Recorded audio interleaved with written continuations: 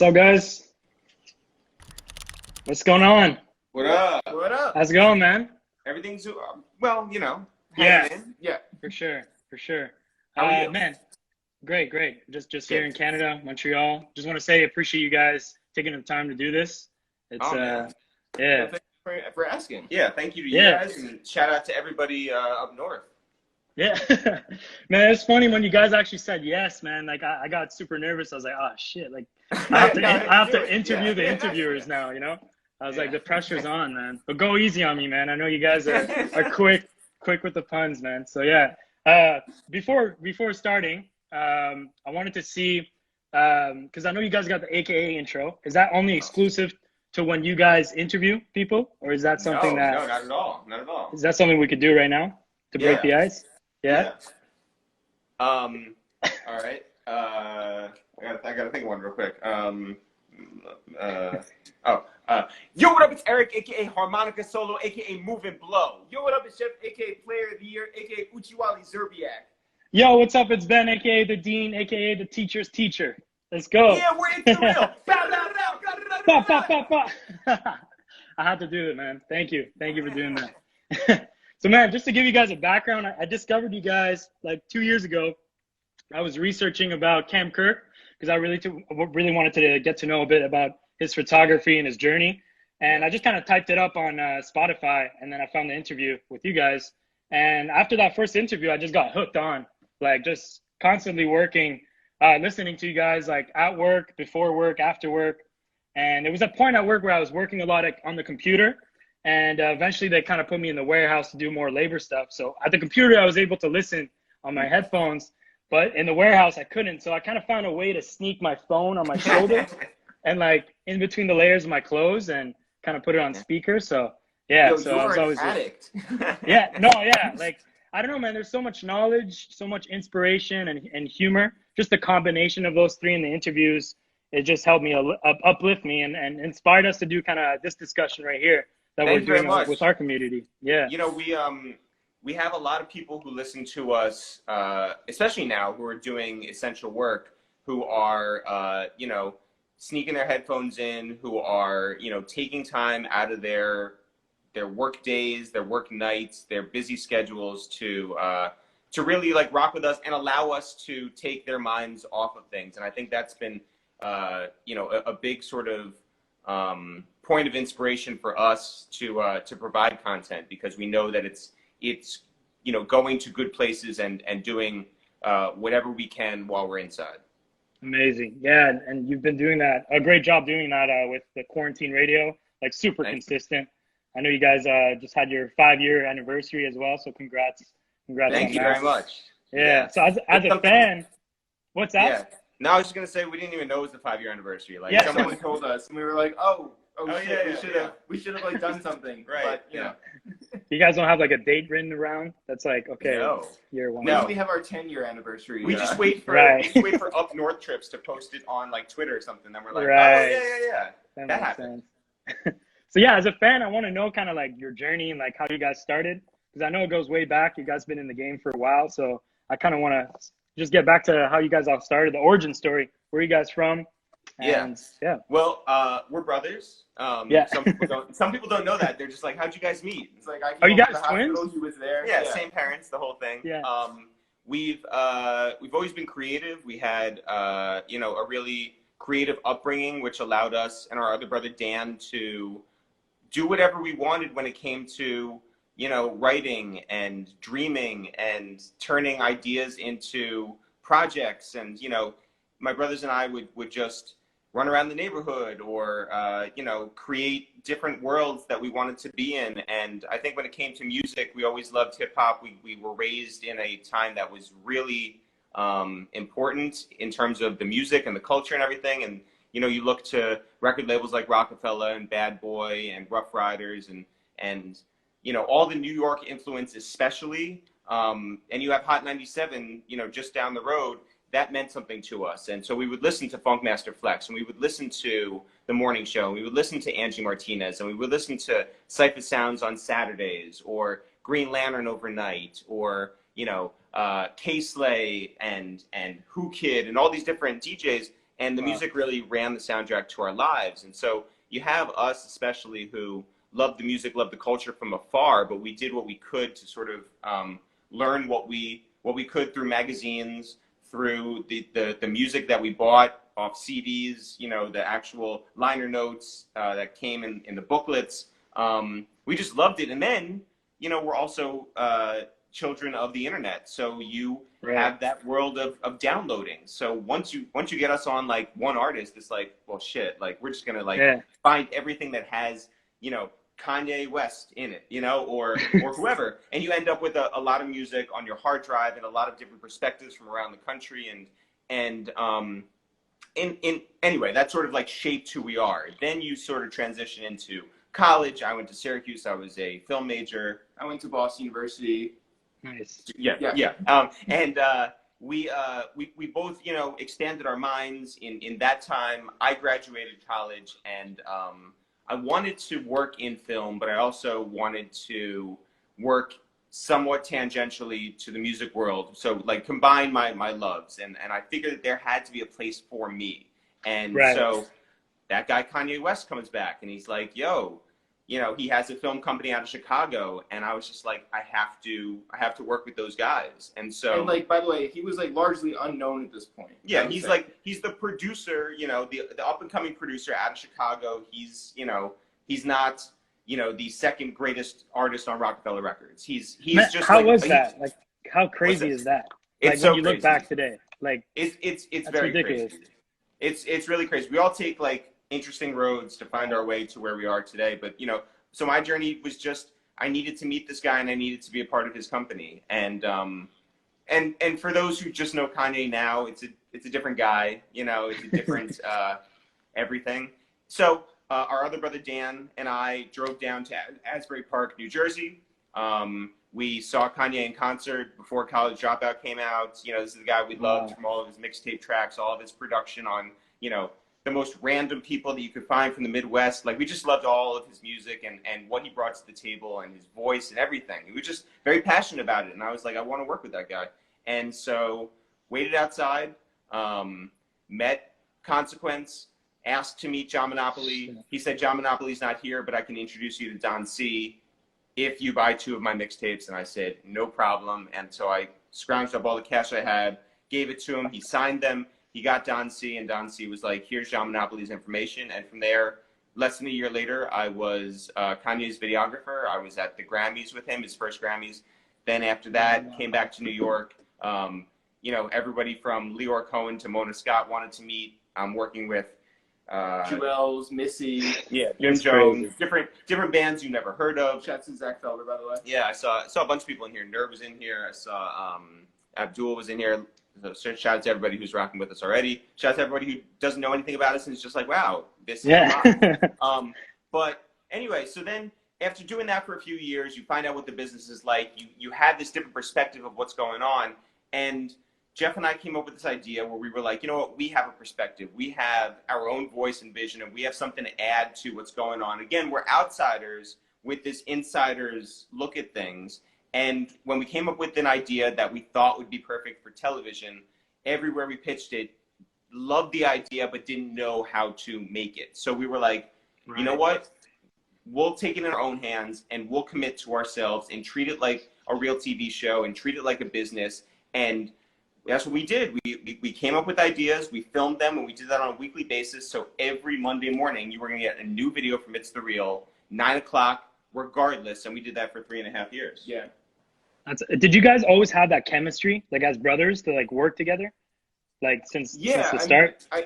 I don't think that it was always the plan to work together. You know, Eric, you know, obviously was working with Kanye, and I was when I graduated school, I wanted to work for Rolling Stone. I wanted to be a writer, and when I got out of school, I started working for HBO on a failed website. But like, it was then that like it was Eric had sort of like.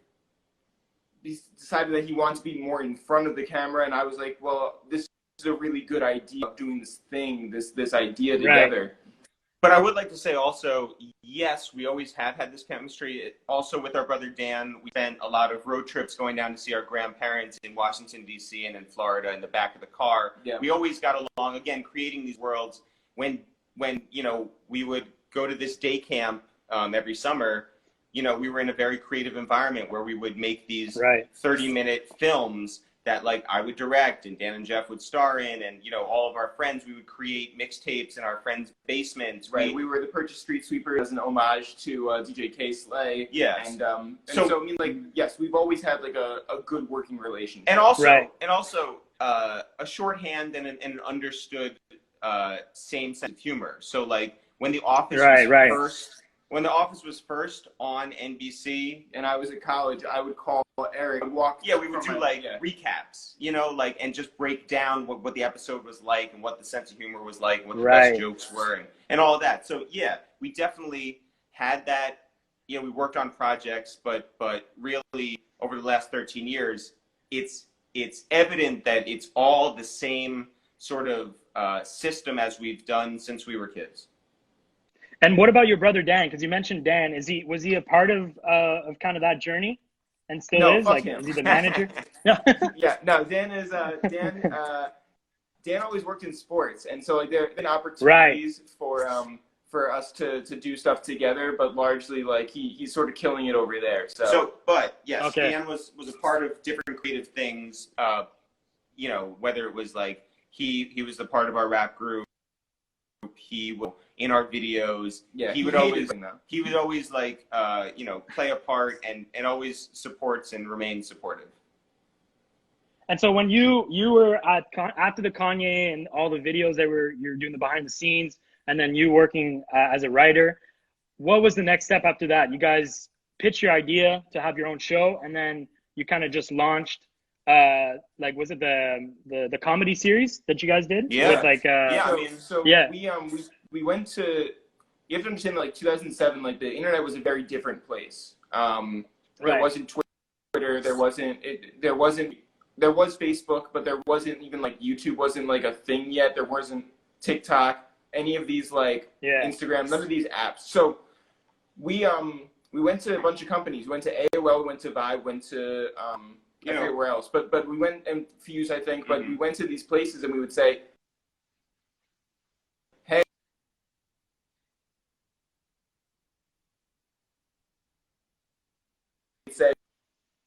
we have this idea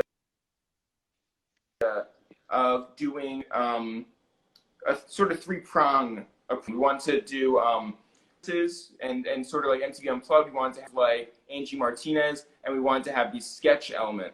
And the idea, just like the only thing that we could do our own as a proof of concept was these sketches. And so we started uploading them to YouTube, and they immediately sort of like hit. Well, YouTube and Vimeo, you know, it was again different world.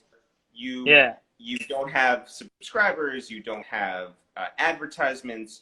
There were no partnerships. YouTube was not the highest quality video, so we wanted to, you know, make ourselves known. We wanted to be reliable, and our whole mantra was consistency and quality. So just like any TV show, you know, again, we're watching The Office. We know that like we can't wait for that Thursday night, you know, to come around. So that if we put something out there, it's not about that wall. It's about how do you follow that up. And so we made sure by, you know, every tactic imaginable that we put something new and fresh and on time up on a Monday morning. So someone mentioned the UPS is hiring video. I watched it earlier this week. Yeah, man, I feel like that thing would kind of hit in today's like day and age as well. Like, it's just crazy, man. Like, we think so too. And you know, we have some bigger ideas that will, I think, continue that in 2020. Yeah, I mean, like we took a meeting, like I think last year or 2 years ago, and somebody played it in that meeting, and they were dying, like it had just come out. And usually that's crazy. Like, you know, 13 years, and this video is still hitting. Right. Yeah, and so you guys did the sketches, and then. What was the point when you guys started doing the rap lines and the perfect interview? Yeah, we Is that around the did. same time? No, so we were so committed to, when you're in something, you are just so committed, and we wanted to make these sketch videos great and just have them better and better every week. So we did that for 3.5 years, and we went to Bonnaroo and we performed down there. We performed our music from our mixtape that we did with DJ Drama called Urbane Outfitters. So you And guys had the that, mixtape and the music before? No way. Okay, yeah, well, I didn't know that. so we've been working on specifically that mixtape for a very long time. We put in a lot of work, relationships. It's also something where it's like, we understood what the optics are, and we didn't want to embarrass ourselves or embarrass the art form. So we wanted to make sure that it was a high quality concept and execution. Right. So by the time we went down to Bonnaroo, that opened up this relationship with, the festival, which was starting its own YouTube channel, and they asked for an idea, and we thought we had a good one. And so Rap Lines was, maybe we'd also worked for MTV by that point. MTV was the first thing, and so we were working for MTV as we did this series where we were doing like these sort of rapid fire questions and sort of roasting and also joking with our favorite artists. And so it was only after that Bonnaroo approached us and they were like, "Wait, you guys rap too?" And so we were able to get one of their stages. But yeah, it all started with MTV. No way. Yeah, it's funny. Just as a listener of the podcast, I didn't know you guys did all this stuff. I thought you guys just kind of had your podcast, and I did my research after. Yeah. Yeah, it's wild because cool. like this idea sort of come up like very recently, where it's like between Jeff and myself, where we're like, you know what? A lot of people really do know us as the guys who like put the shine on a person who sits in between us at our kitchen table. And a lot of people don't know. It's funny, and a big reason why this came up recently is because we did the skits for Styles P's new album. Right. And people were like, "Whoa, you guys are really funny," and like, you guys are funny in like, the space of like 1 minute. You can do like short form stuff, and they only know us from being like, from doing the AKAs or, feeding someone to sort of score in a certain position during a conversation, or, doing this amazingly fun and everlasting career journey arc in a conversation. But it's like, yeah, no, we do a lot of things, and we can do a lot of things well. So yeah, I'll tell you, at the end of the sketch run, so we did it like 2007 to 2010. We were exhausted. It was a period where Twitter had come around and really sort of taken some of the energy out of spending a week on producing sketch, and you feel so proud of this thing that you can do once a week. And then it's just like, oh, someone can just type in 140 time and they can get off the same type of joke that you could with a week's time. It was like, well, right. We need to sort of adapt and pivot and get to another place. And our dad had died, so we were doing some like bigger thinking in terms of like who we were as humans. Anyway, it got to this point where we were like, let's do something different. MTV came calling. They said, "Do you guys want to interview artists?" We said no. They said, "What if we let you sort of do it your way?" Because we didn't want to be. We're not journalists. Like a lot of people, right. I think, take the idea of journalism and put it on whoever has a microphone, and it's just like, well, that's not us, and we're not gonna go to like, someone on a red carpet and be like, well, what producer are you working with? Yeah, we didn't want to do like 106 in Park style question reference, but like we wanted to we wanted to ask questions that had no answers. We wanted to just like put people in a we wanted to show different sides of a person's personality, and so like we would go on the red carpet and ask people like Estelle. We'd be like, "Hey, what are you here to promote?" And they would say, "Oh, I'm here to promote my new single, whatever it is." And we would be like, "Oh, we thought we were gonna promote like world peace, something different." And so like you sort of like just show different types of people's personalities. I think that's where you guys hit it right there. It's just, yes, like showing different sides of the people, because you're looking at videos like Rap Lines, and you're seeing the young J. Cole and the Nipsey Hussle and all that, and you guys are just firing like just funny questions that like they probably get like hundreds of interviews during the day, you know, just the same questions all the time. And I think you guys just bring out the personality out of people, which is amazing. Yeah, it was super important. I think if you look at anything that we've done over the course of our career, we wanted to provide an environment that was different. So it's fun for the artist, so it's fun for the viewer or listener, and so it's fun for us, because no one wants to see the same thing or hear the same thing over and over again. Well, especially like on a red carpet where everybody gets asked the same question like 100 times. And you come to us, and it was just like a lot of yelling, a lot of like, you know, jokes, and it was like, you know, a sort of hurricane of 4 minutes, and then it's just like, what just happened? Is there? I've heard of the Yellow Wolf story, but is there other firebacks that you guys had like in the early days of like just people kind of not understanding your sense of humor in a way, or was it always like people kind of? There are people who didn't understand us like 6 months ago. There are a lot of cases where sometimes things work, sometimes things don't. Yellow Wolf didn't like us, didn't want to like us, was in a bad mood, whatever it was. We you know, there was an episode of the podcast that never aired where a guest almost got into a fist fight with me because we were on different pages. There was, you know, there were times when, which is weird because it's in your apartment. Yeah. But like, and then the person was very apologetic. You guys got to get bodyguards, man. Yeah. But yeah, the person was very apologetic, but leave our apartment, and we were like, all right. But there's also situations where it's like, you know, yeah, guests don't get it, or guests take a little to like warm up, and maybe we're an acquired taste. But there's also situations where it's like companies don't get you. You know, you're too ahead of the curve, or you know, you don't exactly mesh with the executives that are there, and it's just a matter of, you know, working towards. At least Jeff and I understand, you know, who we are and what our sense of humor is, and there is an audience out there who appreciates us. And the point is to put in the work, get to a situation where you find that you and the curve connect. That's amazing. And I want to kind of tap into the music a bit, because we kind of just slid away from it. And I know it's a huge part of you guys' career. And like, because I've seen videos with like the Bun B's, and I know you guys have features with like Smoke Dizza. So how did this kind of universe come together? And the videos are hilarious, by the way, too. Like and they're catchy. The music, the cadence, the flows. Like, it really sounds like what the music would sound, you know? Yeah, that was always the point. I mean, like we were like, we don't want to do, you know, Lonely Island, I think we admired from afar, but we wanted to have replay value in a way that we felt like a lot of their songs really didn't.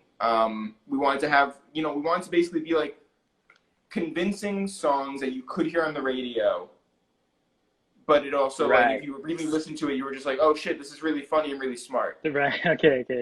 And, you know, shout out to Bun B, who right now is up in Minneapolis, and he's standing alongside Steven Jackson, and he's, you know, and Trey the Truth, and Maizan, and Jamie Foxx, and all these people. Bun has played a very instrumental part of his career, whether that's being, you know, one of the first people to do a sketch, whether that's co-signing us for the podcast, whether that's doing a live show with us, or whether that's being on a song with us. And every time, and we joke about this all the time because Bun is a great friend, every time we bring him an idea, he's like, is this that's going to end my career? And, you know, I think that with someone like him, it's especially meaningful because, number one, we grew up loving his music and admiring him from afar. But number two, you know, he respects us and what we bring to the table as well. So when you get someone like him with his type of vision early, that gives the current opens doors, the Smoke Dizzas and the Angie Martinez's, and it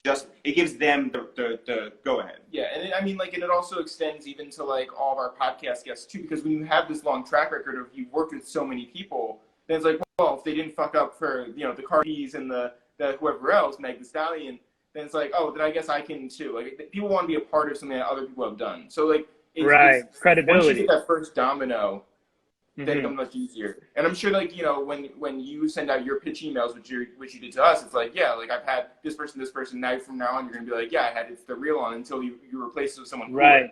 But for the music, it's like, you know, we grew up with a certain blueprint of how things go, and we always wanted to sort of abide by that. You put in your work, you know. You talk about like one of the reasons why we connected with Mac Miller so greatly is because we played by these certain set of rules, you know. And so we come up, you know, we're of that era where it's like you put the mixtapes together, you put them out.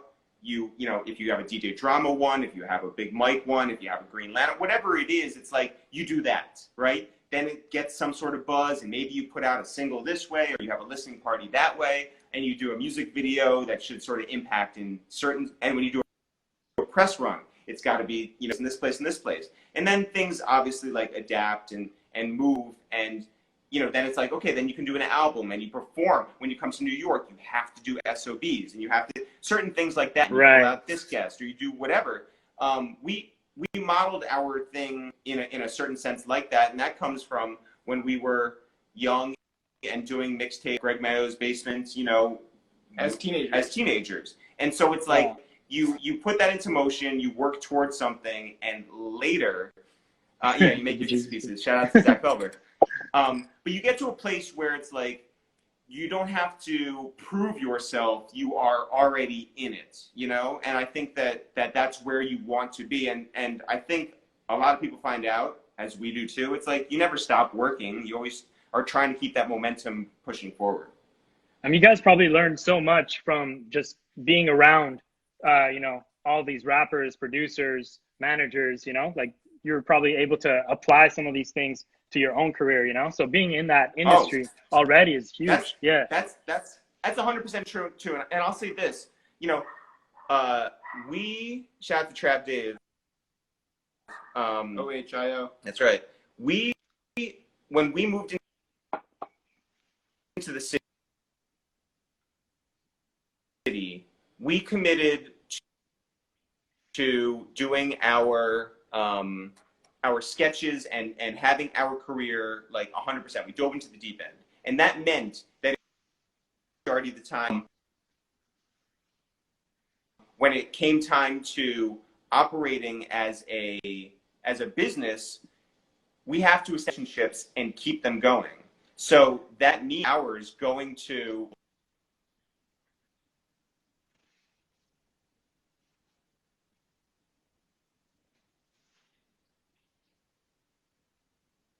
everywhere. And all of that, yes, you're right. Through osmosis, you're like, oh, okay, cool. The marketing department is doing. Well, we can do something like that. We don't need the big building. And like, that's what the publicists are doing. Got it. And that's what the radio team is doing. Okay, that's what the big building could do. And let's adapt that to our own situation. So getting in the New York Times was us. Getting on that stage at SOBs was us. Getting down to Bonnaroo was us. Getting, you know, to Austin City Limits was us. Going down to Orlando when MTV could not commit to us was us. You know, calling. Also, I mean, like getting every single guest was us. You know, I mean, like I think that it's big things, but it's also very small things. Man, that whole trajectory is just amazing, man. Just to see you guys just go through all of that, and like even heard you guys doing like SOBs and like selling out shows and stuff like that. Do you guys ever bring like your comedic sense to your shows too, like with the music? You have sketches in between. Yeah, awesome. Yeah, well, we were even talking about it like I think yesterday, how like we wanted to do this thing our first show where we would get it. We wanted to get it sponsored by a mattress company, and we would be like, hey, by the way, if you like, what was the joke was, but so I don't know what the bigger point is. Yeah, if you want a mattress, like, and you want to go home with it, like, here, like, we're going to do a mattress giveaway. I forget what the actual joke was, though. I'm sure it was funny. It was probably very funny. And when did the Waste of Time podcast start? Was that like after all of that? Yeah. So in 2015, we had long wanted to create a certain TV show that was based around our lives and the music business. And we sold that TV show in 2015 to MTV. And it was starring us, it was written by us, and it was executive produced by us and John Legend. And the negotiations took 6 or 8 months or whatever it was. And our representatives at the time suggested that the best way to keep our name out there was to start a podcast. And we were like, no. We've already done a podcast. We've done one in 2010. Yeah, and it was like, you know, super early, and it was really hard. Right. In 2010. Yeah. And In so, yeah, like, we were like, we don't want to do that. And somehow we got convinced, and it just became like a thing. So, I mean, we wanted to create, and shout out to New Face, by the way. It's okay, New Face, we're on to something different. Yeah. But we created this idea for us where, you know, we're good at relationships. You know, we're good at storytelling. You know, we're good at staying home. So we were like, let's have people come over to our apartments and do a podcast from our kitchen table. And, you know, you guys were cooking too at the beginning. Yeah, right? Yeah. That wasn't. How was that? That's so random. Not great. Yeah, it was dumb because it's like it's a purely audio format, and it's like, who cares? Like, why are we're not even like centering the conversation around the food. Like, yeah, we described it to the company that we sold it to as a dinner party style conversation. They screwed up the press release and said dinner party, and there you go. So we stuck with it because we're dumb. Yeah. But how long did you guys stick with it? Was, you know, we figured out maybe 20 or so episodes in that food was not it, that the longer, more everlasting conversation was the thing. And you know what?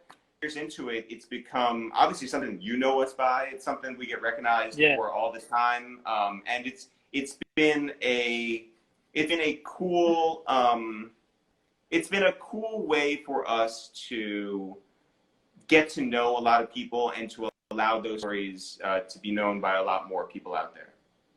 That's what I love about it too, though, because it's not like, just for example, how I discovered you guys was my interest in a photographer, you know? So you guys have a range of musician, artists, managers, A&Rs.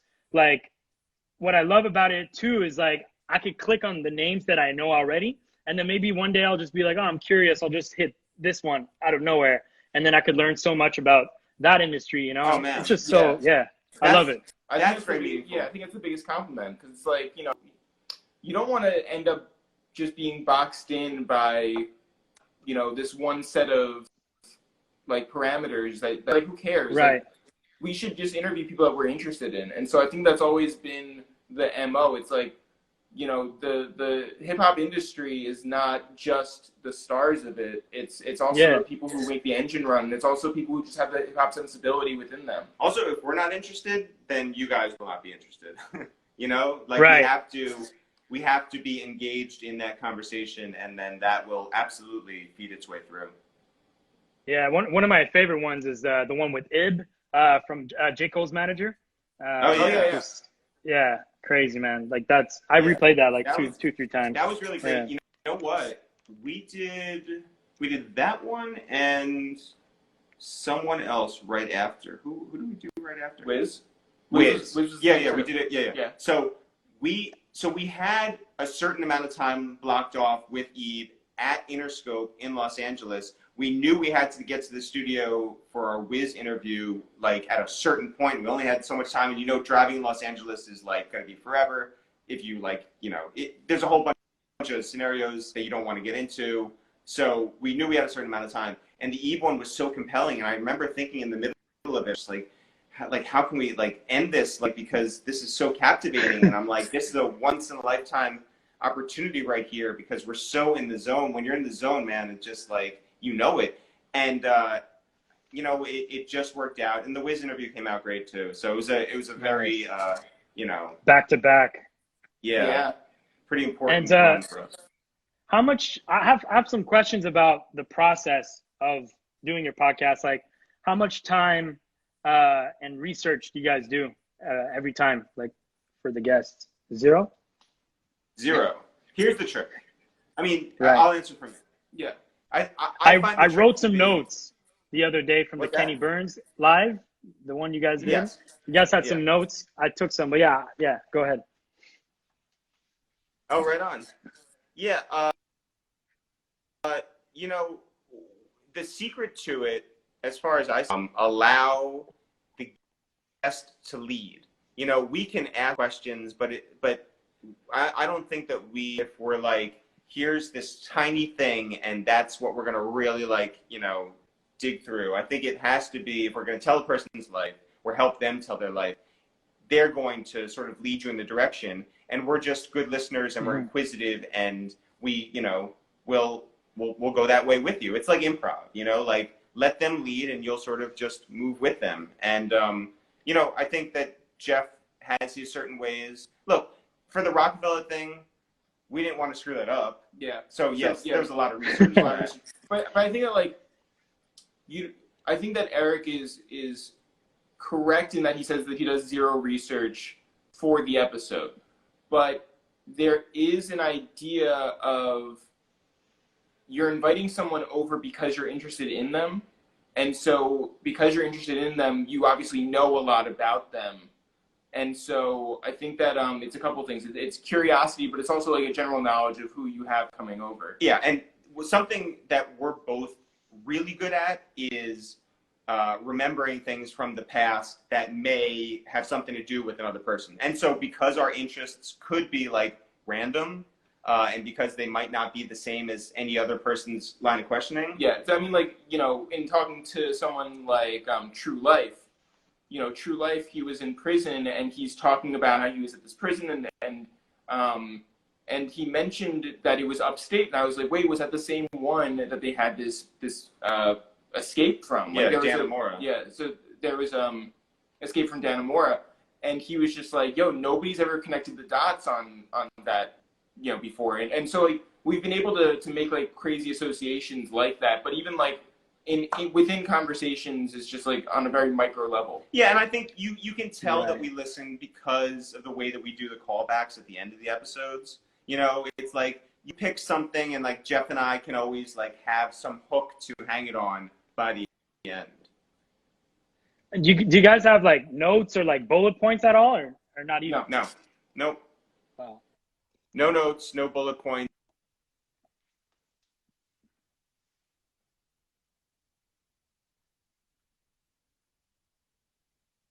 Conversation. Sorry guys, it just froze. Which, that being said, like, you know, I think that certain times I'm like, to have notes in front of me, and I wish I did, you know, of just like sort of flying by the seat of my pants, to mix some metaphors right now. But like, you know, there's no perfect way. It's just like what works for you in that moment. Right. Yeah, that makes sense. Sorry, it kept freezing a bit. So, but I think you guys are back. You're good? That's all good. We're here. Yeah. Oh, okay. Cool. When did you guys decide to? That's interesting, by the way, because I thought you guys would be, you know, doing so much research, but I guess you guys are just students of the game and know so much of your history and everything that it's just kind of natural and organic. And you, like you said, you carry the conversation with them telling their story, and then you're able, I guess, with your own sense of humor, you guys are able to feed off each other. Do you guys have any cues to each other sometimes, like kicks under the table or like some eyes or like, yo, like, I don't know, like. No, not no, not when we do. Yeah, no obvious tells. I think that like right. there is we both know when the next when either of us is going to ask the next question. Like, you can tell with eye movements. But other than that, like, it's not like I'm like waving at Eric at the table and then like, or like he gives me a high five or something, and it's like, okay, like tag him in. Like, you know, you lean in towards the microphone. It's like you can pretty much tell. So. Yeah. And what's the editing process like? Do you guys like take out things from the conversation sometimes, or like do any? We take out all the bad parts. Yeah. Anything that makes us look stupid, we leave it on. Yeah, you just take it out. We want it to be cohesive, but I think that we'll only edit things like or uhs or verbal tics that really take away from things. Or if someone self-incriminates, that's usually something that gets taken out. And when did you guys decide to take the video aspect of it? Because I remember you guys used to just do the audio. Now you kind of did the whole video and you're putting it on YouTube. So when was that shift? Yeah. So what happened was that all these people would ask, and we would be like our Rockefeller video. Like, why would we put money into this thing if you're not gonna make that same investment with us? Like, you know, it's a lot of money when you're not bringing in any. And so, right. So at a certain point, we found that a lot of people wanted to help out. You know, either by there were photographers in New York who were just like, I just want to be there and I want to be a part of something, and we opened our door to that. And when we open the door to photography, then it's not a huge step to get some videographers in as well. And so I think that we were able to bring in people for select episodes. It was like the bigger ones we would video them. We decided that having a patron to invest with us,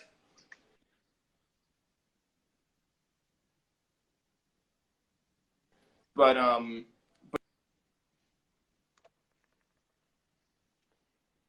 we're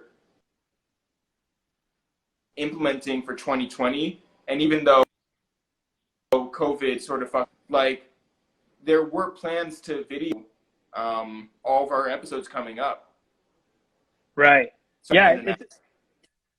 Yeah. Sorry about that, but I caught the gist of it, and I was it's funny because as a listener, I never even knew what you guys kind of looked like. I just kind of saw the cover photo, you know. So seeing the video aspect was just funny, just even funnier, you know, just there with your guests and everything. So yeah, it definitely look like brings a that budget Dave one.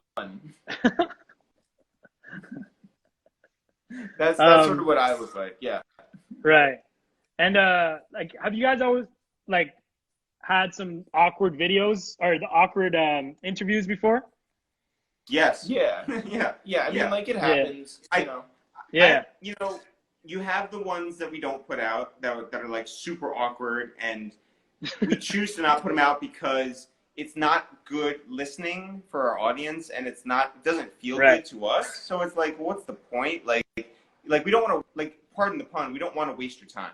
Like, we really don't. We don't want to just, like, I know that the internet has like an endless, you know, demand for content, but it's like, if it's not good, then don't put it out. And then don't put it out. Yeah. In terms of, you know, sometimes you get a Tierra Wack who comes up and wants to make it awkward. And so she was trying to test us, and we recognize that because we've been around. And so you play and give it right back to her, and then she respects that, and then she gives you a good interview, you know? But, like, there can be that time just like, oh, you're not gonna cooperate with this. It's like, okay, cool. We could play your game too. And then you turn her microphone off and then on board. So yeah. Wow. Yeah, that makes sense, man. Yeah, and what about like interviews on your top like dream list that you want to do? Because I know you guys did like pretty much almost everyone, but is there someone on the top of the list that you guys are still like that you really want to get? Yeah, there's a bunch. I mean, like, it's surprising you think you've talked to so many people, and we have, but you would have like the names, you would just run out of names, and it's like, no, people. I think, you know, even just like, as you know, 2 Chainz has always been. I think I would love to sit down with Lil Wayne. He's not somebody I've ever mentioned before of trying, but it's like, wow. I wish that we could. Like, that'd be amazing.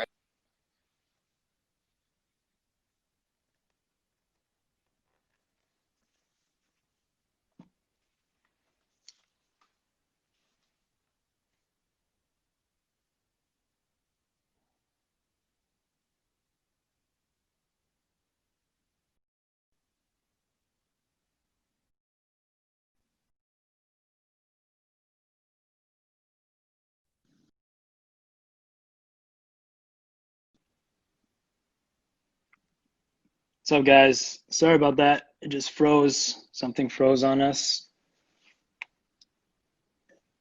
We're almost done.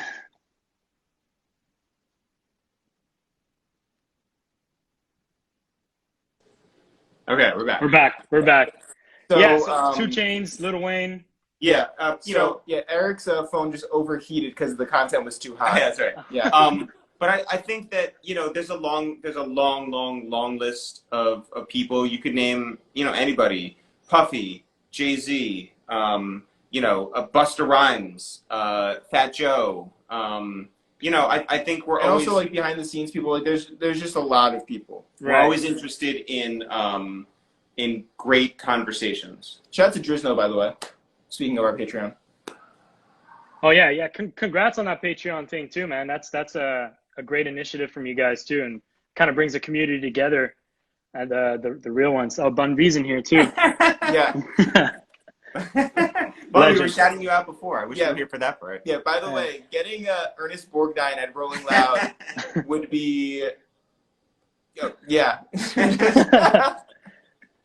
Man, I know you guys took a break recently, too, for a week. Like, how much was that needed for you guys? Oh, I know you guys the most. You have no idea. Like, we interviewed a year's worth of people in 2 months every single day, and it was just like, this is a lot. Jeff was calling it, it felt like we were a machine, and there was no time for the simple things. Like, fine, we didn't do laundry, we didn't, we weren't able to watch, like, YouTube videos or something like that. But on a certain level, it's just like, I need to be able to sort of like think like a human, and so you get into this operation where every morning at 7:30 until every morning at 1:30, you're doing the same thing. You don't allow yourself to be creative. And so the week off was fantastic, and we came up with an amazing, I think, TV show idea like the first day that we didn't do any podcasts on a daily basis. So that was great.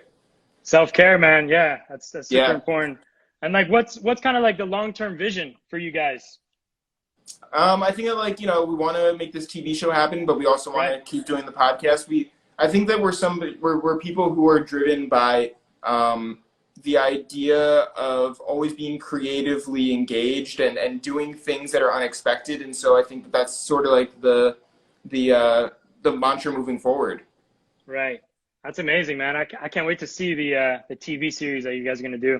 Yeah, I think that like, especially now when no one knows what next month is going to look like, it's super important to, reimagine what TV is going to operate like, or what film will be like, without theaters, or, what live shows may or may not be moving forward. So can we see some of the photos on the wall? Shout out to Jeremy Corellis.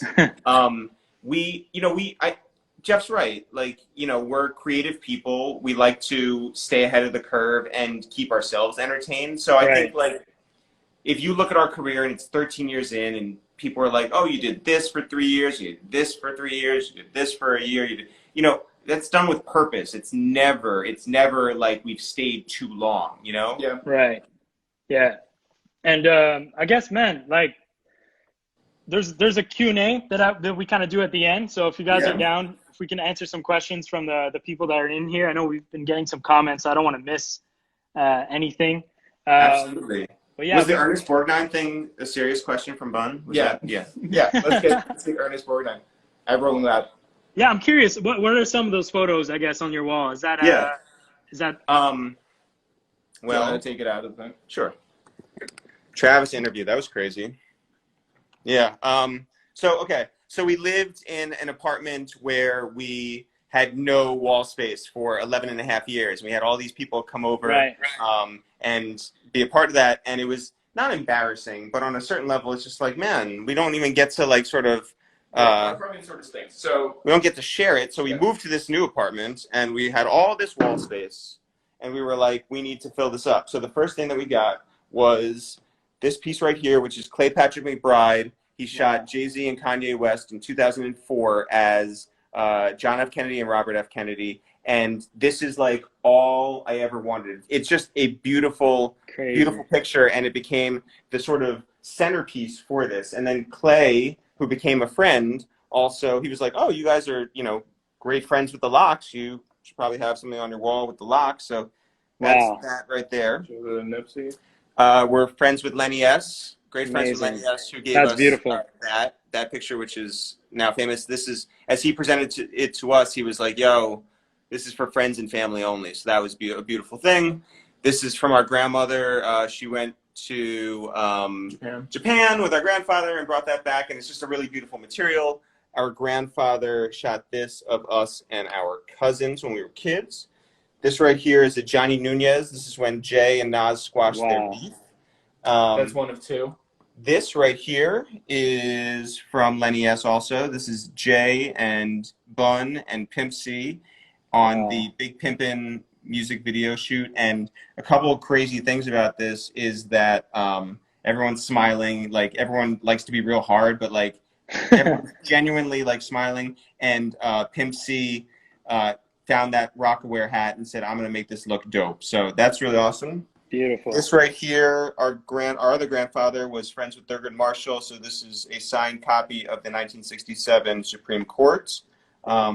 This right here is the couple of weeks surrounding my going to the Grammys with Kanye and everybody, which is crazy. And so there's nice things that sort of show you who I am in here. Wow. So when we moved, Legendary. I had saved all of these calendars in which I had like written down what was going on, and Jeff was just like who are you, Brett Kavanaugh? You know, like what kind of, you know, like Psychopath. Yeah, throw away some of your stuff, you psychopath. So I was like, all right, well, I might as well save one thing, and that was this here. And then this is a Jonathan Mannion. That's legend, Jeff. man, photographer. Yeah. And then that's another picture of us and our cousins. And then one more, which is back in like, man, my hair just looks anyway. Amazing, bro. It's Thank beautiful. you. It's very dry. It's very dry here in New York. Anyway, this is a photo I always wanted, or an illustration I always wanted, which was George Costanza.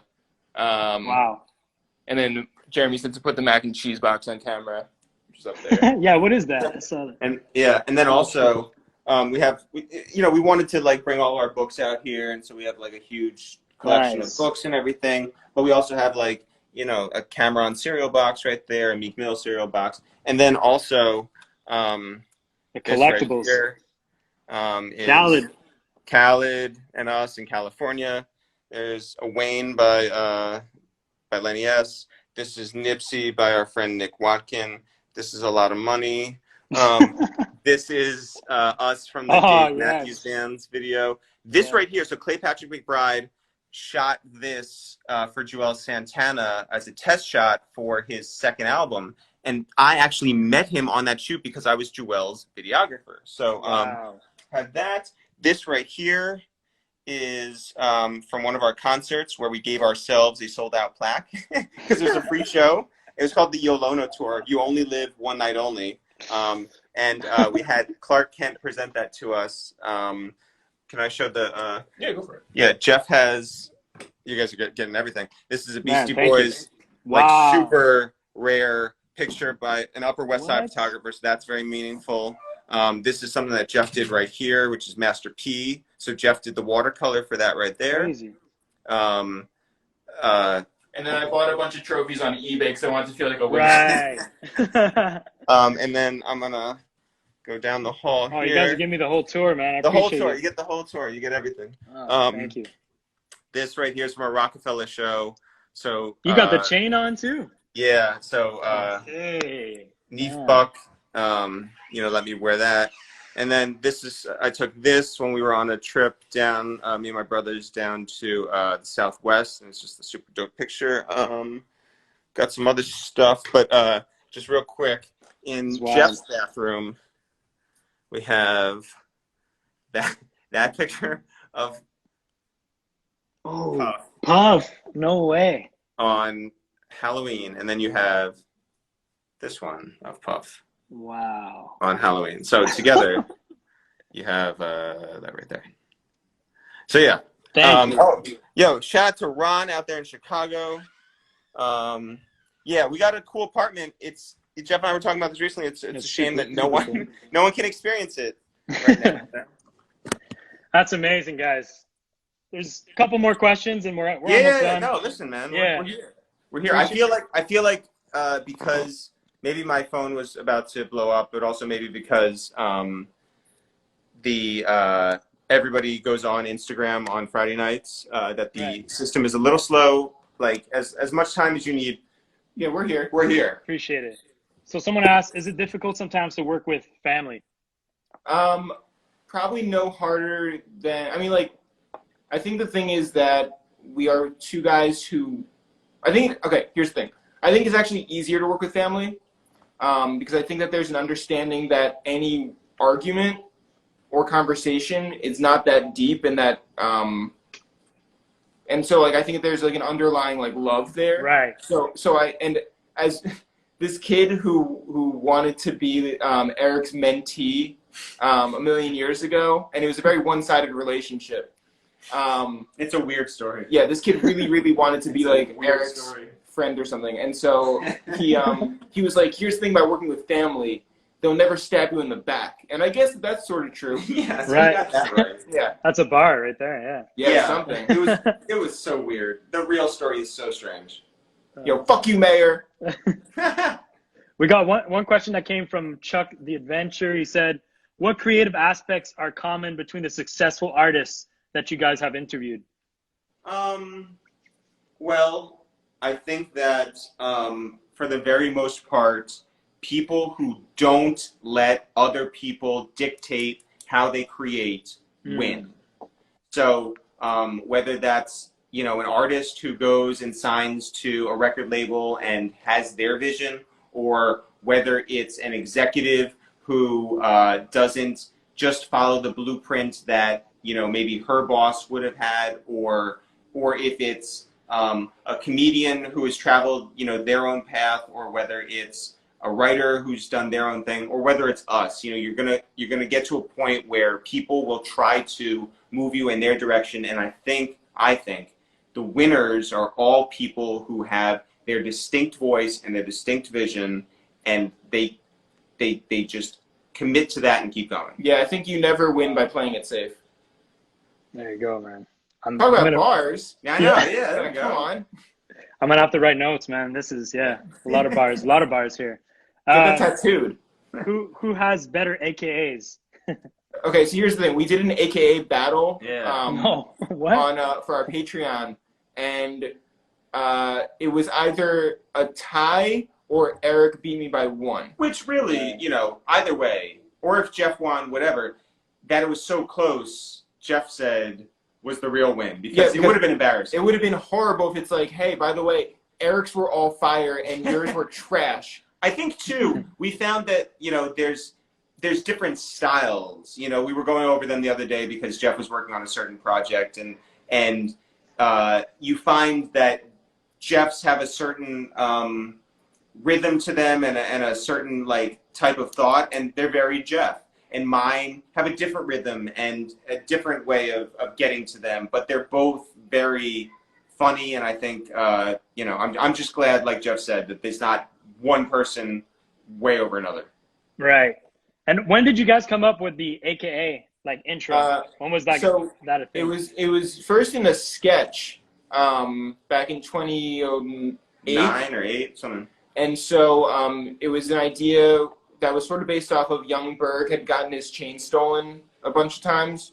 And his brother went on camera on, like, MySpace and put out a video where he threatened the people who stole the chain, but also put his own name out there and his own image. And we were like, well, this doesn't make sense. Like, why would you make a threatening statement and then, like, rat on yourself? But he also had, like, a dozen AK, or... Yeah, he was just like, yo, what up?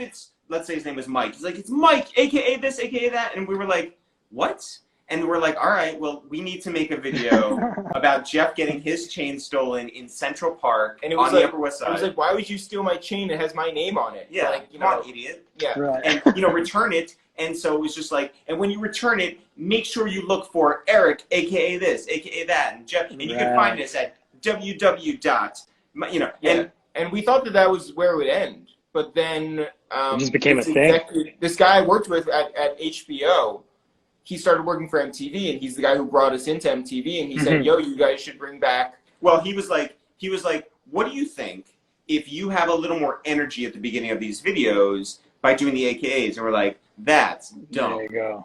We were like, that's stupid. Do not do that." And he was like, "Just give it a try." And so we did, and it worked. And he was right. So shout out to him. Yeah. Man. We're about to hit the 10-second mark. You guys want to come back and just let's come back. Cool. We're back. Bonsoir. There you go, man. Have you guys been to Montreal, by the way? We have been to Montreal. Oh, yeah? Yeah. Nice. Sorry, Montreal. Not recently, and certainly not in the last 2 months. Right. That's cool, man. Yes, someone asked, what are some of the pros and cons of versatility and art? I think that the pros are that longevity. You know, you're never really boxed in. Right. I think the con is that no one can really pinpoint your style. Then, if you're doing it to the maximum degree of versatility. Yeah, I agree with that. I think also to be versatile has been helpful to us in the sense that people don't get bored of you and you don't like burn people out on one thing, because like there is a world in which we could be just those guys, but you don't, I don't want to be that. I don't think Jeff wants to be that. And like for our brand, it's like, well, we learned from Seinfeld, I think, where it's like better to get out too early and keep them wanting more than stick around too long. So right. Yeah, and I think you guys done such a good job at doing that too. And like it's kind of world building, right? Like what makes sense with what you guys want to do and kind of, make it happen in that sense. Yeah. Yeah, I think too, it's like when you define what your voice is, it doesn't matter how you sell it or what you use to amplify it. It's your voice. So we always figured, whatever we put our name on, once you get going, like people should respect that. And I think that's what we've earned. We've earned respect, and you see what the track record is. So if people do Google, and you find this a lot, like people are just like, wait, you guys did this, or you guys did this too? I had no idea. Yeah. And, or I remember you from this thing a dozen years ago. What have you guys been up to? And it's like, a lot. Hi, Sam. Shout out to Sam. What's up, guys? If you guys got some questions, we got Eric and Jeff here from It's The Real. Drop your questions. They're here with us for a bit longer. Appreciate you guys too, man, taking the time and giving us the tour too of the apartment, man. Thank you for conducting a fun interview. Yeah, I don't know what you think of our lives, but we have nothing going on. We're in quarantine. It's a parody. Yeah. How's that been for you guys too, like quarantine in general? Like I feel like you guys been in quarantine for past 5 years. It feels like forever. But I mean, like, I think we are people who have been well adapted to. Hi, Abigail. We have been working out of our home forever, so like that's not the craziest thing. And also, I think that there are times when you go crazy because of the outside forces as opposed to the things that are happening here. And so I think that's sort of the only thing that's gotten us like a little like nuts is like the fact that there is no response and that you have been sitting inside for 2 months with nothing to show for it. Right. And we got a question from Omri. He said, what's your advice for freelance creatives that want to reach the big artists? I think that the easiest thing to do is, email, send your shot, like DM, like and I mean that honestly. There are tons of people who want to work, and there are tons of people who want to work with other people. And so I think that it's a very easy thing to reach out to people, and the worst they can do is say no. Yeah, 1,000%. It is super helpful to have a good subject line and to have a good message behind it. Oh yeah, don't write anything dumb. Yeah, like if you're talking about, don't be the guy who says I like your website and or blog, and it's like we don't have that on our website and or blog. But if you're going to reach out, have a real message behind it, know how to write an email. Like no one wants to deal with idiots, and so like as long as you come across as smart and capable, then I think you'll get a response. Yeah, and I think especially in a time like this, everyone's home. You know what I mean? Yes. Like we got to kickstart this interview series because we knew everyone was going to be home, so we just shot our shot. People are going to read those emails and DMs. Like what else are they kind of doing, right? Absolutely. Yeah. And then I'll say this too. Then once you get one, then like we were saying before, once you get that one, then you the dominoes all fall. Sort of. You use that to get the second, and when you get the second, you use that to get the third. But then you can start selling it as, here are the three, you're like, here are the last three people. It's all how you word it. Like, here are the, you may have only had three people, but it's like the most recent three people that we've had on the podcast are this person, this person, this person. Then when you get a fourth, you can be like, I've had this person, this person, this person, and others, you know? And then you use that to convey. And then once you get, you know, Wiz Khalifa, and once you get Dennis Graham, and once you get Eve Hamad and whoever, Dan Rosenthal, you don't need our mom to have those first guests in there, you know, as your selling point. It's like you can use the bigger ones. Right. Yeah, that makes sense. And when it comes to the creative process, how do you guys stay mentally active, especially during a time like this? I think drugs help. I think that that's huge. Yeah, no, I think how do you stay mentally active? I think it's just like you just try a bunch of like different ideas, you know, like I've been making t-shirt ideas for the past 3 days, and that's like been nice. You know, I've been most excited to do that more than anything else recently. You know, I think it's just like you just need to, if you think of something, think of the best media for it, and it doesn't have to be the easiest thing, you know? Right.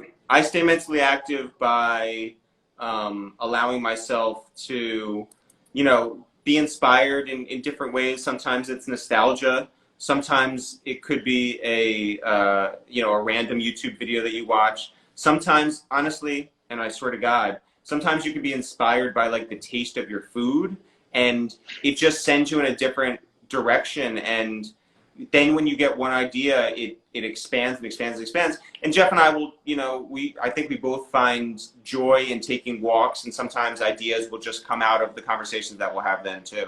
So I was kidding about the drugs thing, but then when Eric said getting inspired by the taste of your food, makes me think, what drugs are you on, Eric? That was questionable, man. I got to taste some better food, I guess. Guys, I make whatever. It doesn't matter. Have you ever thought about creating a featured film? Yes. Yes. Nice. That's it. We're not going to share all of our ideas. No, it's all right. It's all right. Yeah. But yeah, I mean, I think that, again, we have a very specific voice. When we sold our show to Mushrooms. When we sold our show to MTV, they threatened us with the fact that they could make the TV show starring, like our TV show starring other people in our roles. And it's like, well, you're never, ever going to get exactly what you get from us by doing that. So we don't have any fear in that. You could take whatever we create and put it in, you know, you see it, music form, podcast form, live show form, TV form, film form, book form, mug form, t-shirt form, and it's all legitimate, and it's all the same sense of humor. So you're always going to get that same thing from us, just fed in different ways. And no one can do what we do, and I think we take great comfort in that. But I think it's the same for anybody. Right. Yeah.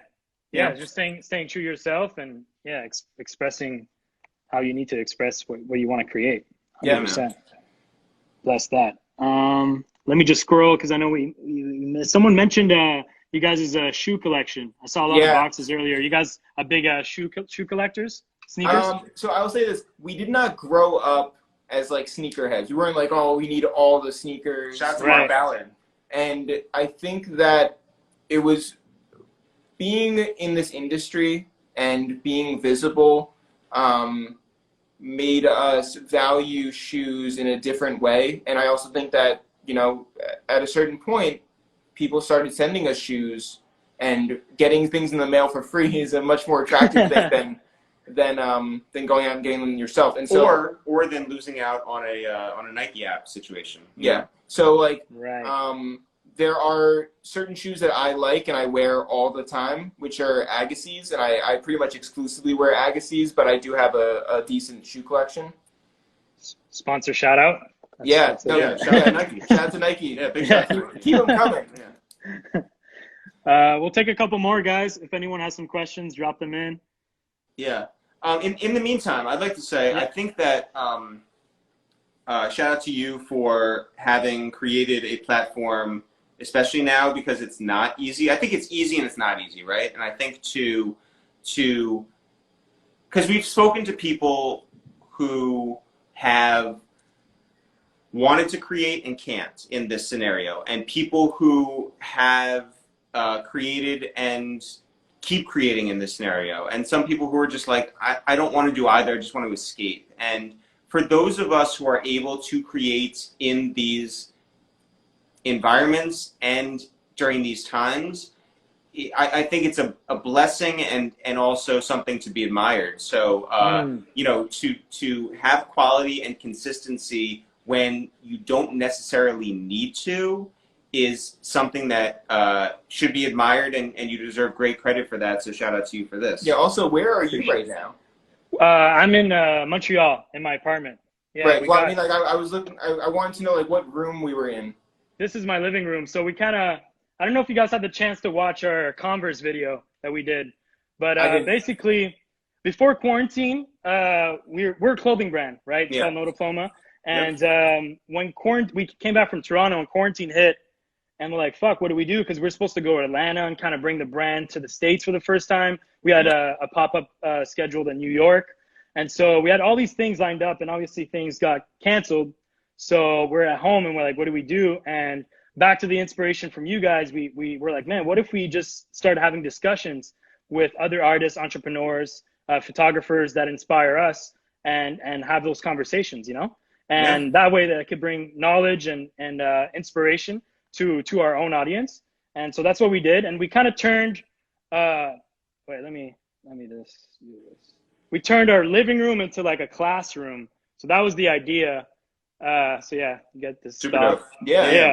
So that was kind of the idea behind the class discussion, and where we would bring different guests from everywhere, and just, you know, we started off by little, like, small guests. And it's funny because before this, we didn't have a face to the brand, you know, like it was very just a clothing brand. We're kind of behind it. So this was the first time, like, quarantine challenged us to get in front of the camera and have a face and have a voice behind the brand, you know? Yeah. So I think a lot of it changed. Yeah. Sorry, I just want to shout out your roommate, 1994 _RT, because I don't know where he or she is sitting right now, but shouts to them.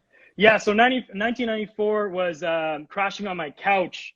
His name is Aldo, by the way. He's crashing on my couch for a month because he had just finished his lease, and then he needed a place to stay. So I'm like, hey, stay here. And then the quarantine happened, so he couldn't go back home because we just went on the trip. So it kind of all happened for a reason, right? And we started off together and then just thought of this idea, and yeah, here we are. And is he a good roommate? He's not here anymore. He's now living with us. But yes, he was a good 2-month roommate. Yeah, for sure. Yeah, like you said, we studied you guys before doing our big class discussions. Oh man, our pleasure. Yeah. Thank you guys. Like, I think it's just we're taking it so serious at the beginning. We're like, oh, we've never done interviews. We're not interviewers. You know, this is not a profession.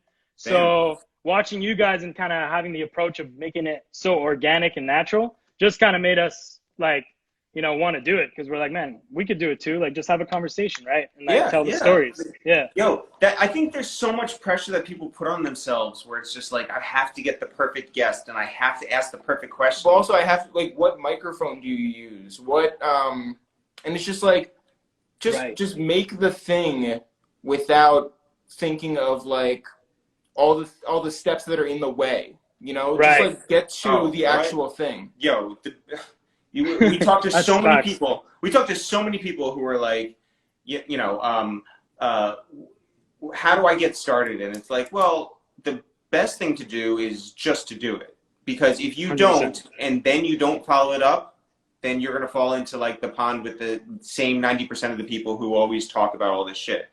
Shout to Gil. But there's the most annoying question that I always see under, like, photographers' Instagram is, what filter do you use?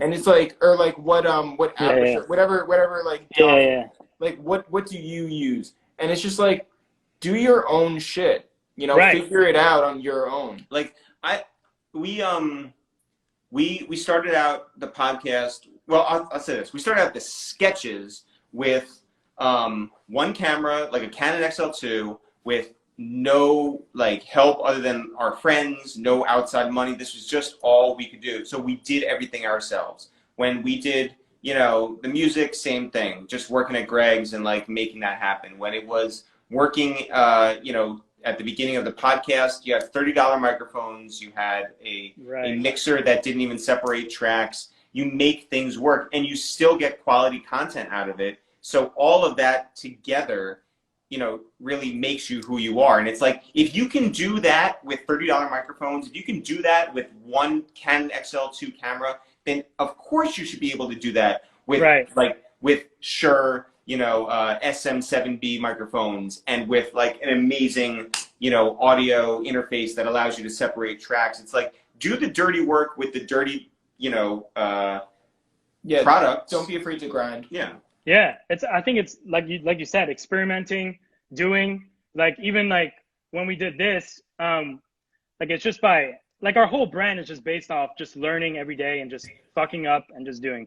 And it just comes back to the irony. It's no diploma, but we're just teaching things as we go. We're learning things as we go. I love that. Yeah, and, I love that. Basically, like we did the lives, and then we realized you could download the lives. So we would download the lives, and now we're like, oh, we could maybe take the audio of the live and turn it into a podcast. Yeah. So then we would take the audio, put it on GarageBand, you know, then start our own podcast, you know? So it's just kind of like you learn all these different things. And I think what's cool is that, like, you know, whatever, 6 months from now, 8 months from now, a year from now, you'll be in a totally different space because of the chances that you took for this, which will benefit the clothing, which will benefit, you know, your brand name, which will benefit everything you do moving forward.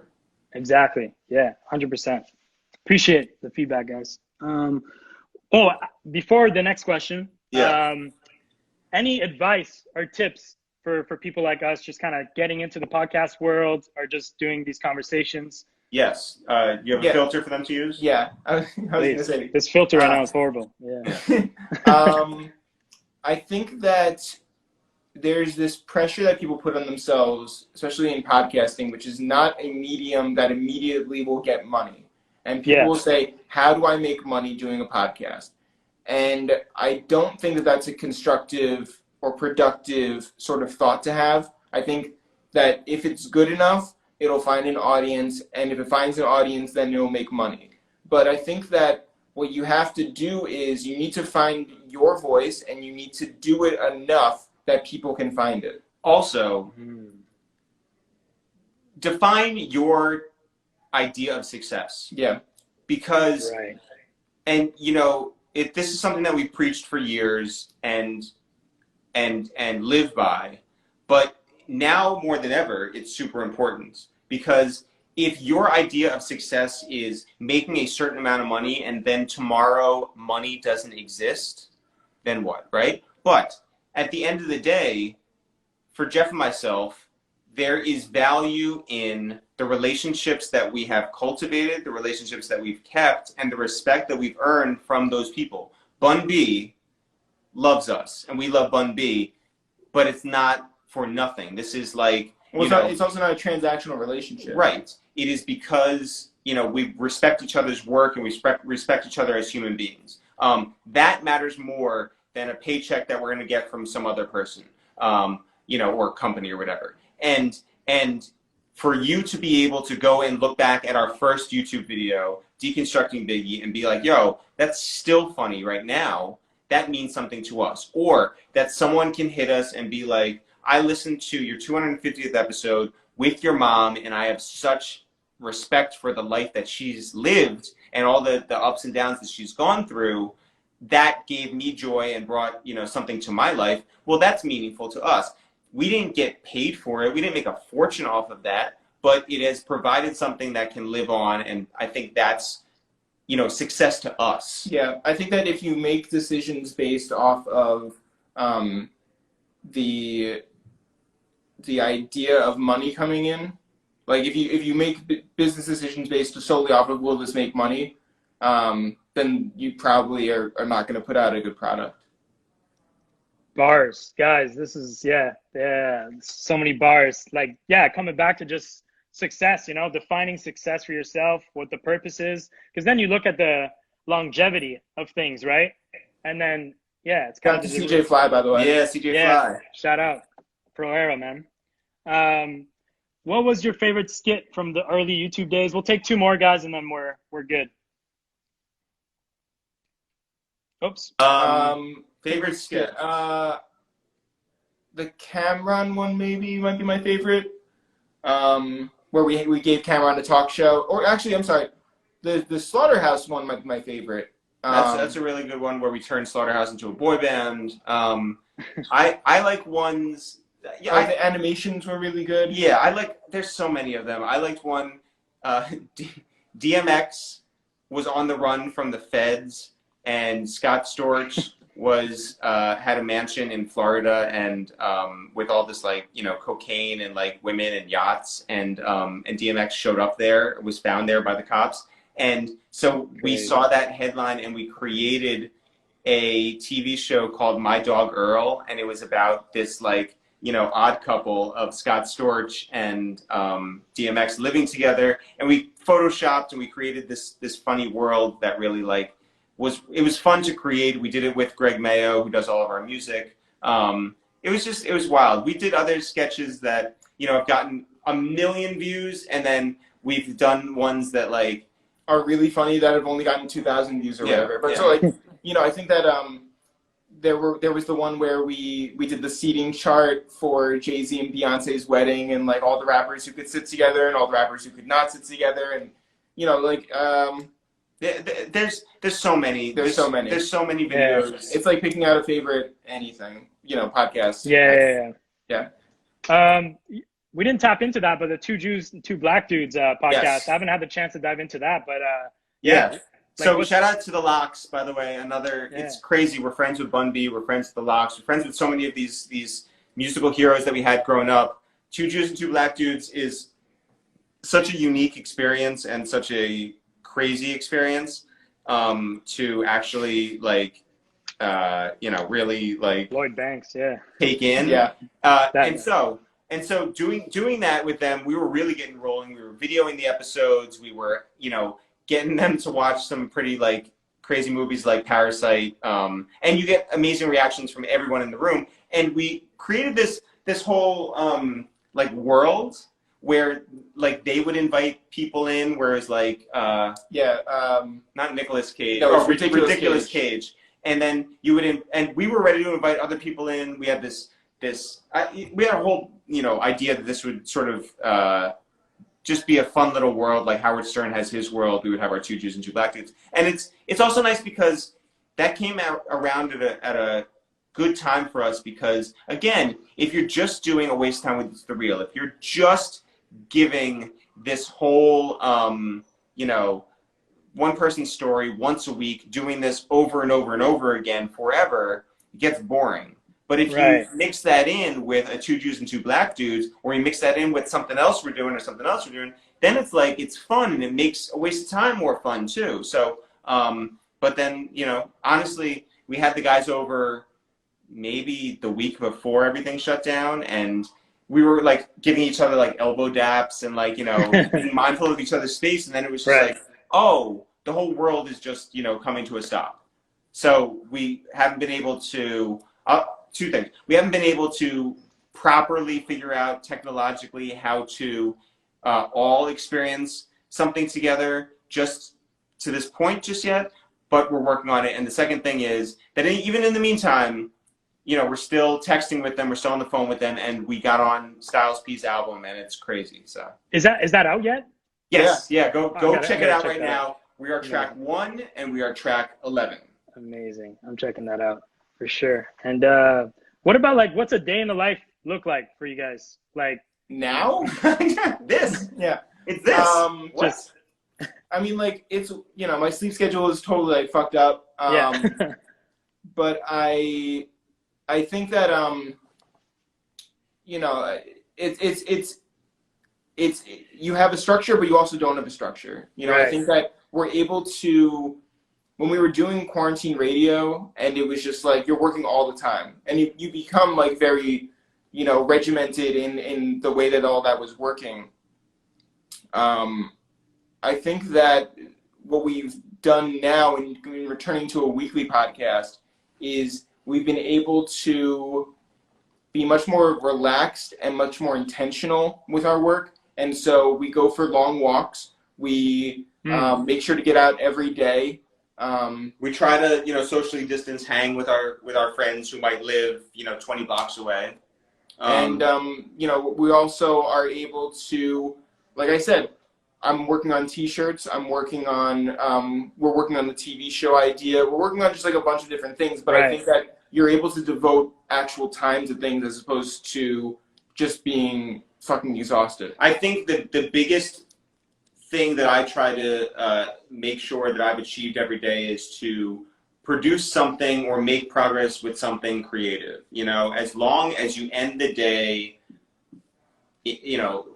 further down the road than you started it, you're in better shape. Baby steps. Yeah. We'll got one more. I'll end it off with this, guys. Yeah. What does no diploma mean to you guys? Cheers to you all. Much love. Well, 94. Yeah, shout out to 94. Clearly asking no diploma, as in this show or the brand, because it's capitalized. So this is one of those things where it was every word was capitalized. Yeah. What does no diploma mean? Or you think just in general? I'll say this. I went to school to be a film major. I learned a lot about making films, but it didn't necessarily put me into any of the rooms automatically just because I had a piece of paper with my name on it. What it was going to college meant something because of social opportunities, and it got me out of my parents' house, and it put me somewhere where I was allowed to become a grown-up or an adult. But I learned a lot being on a feature film set. I learned a lot being on music video sets. I learned a lot by moving to New York City and diving in the deep end of this business that I always loved and admired from afar. I learned a lot by being around people, and I learned a lot by trying different things and succeeding and failing. And you don't need a diploma for any of that. You certainly don't need to pay a lot of money for any of that. But I think that it's pretty clear that Jeff and I can teach a masterclass on a whole bunch of things that we don't have a degree in. Yeah, I think that when you ask me what no diploma means to me, I honestly just think about your brand, and I'm just like, well, right. What I like about you is that you're a self-starter, self-sufficient, and I like that you are thoughtful and really interested in what you're doing. And so I think that's the thing that sort of gives me hope and inspires me.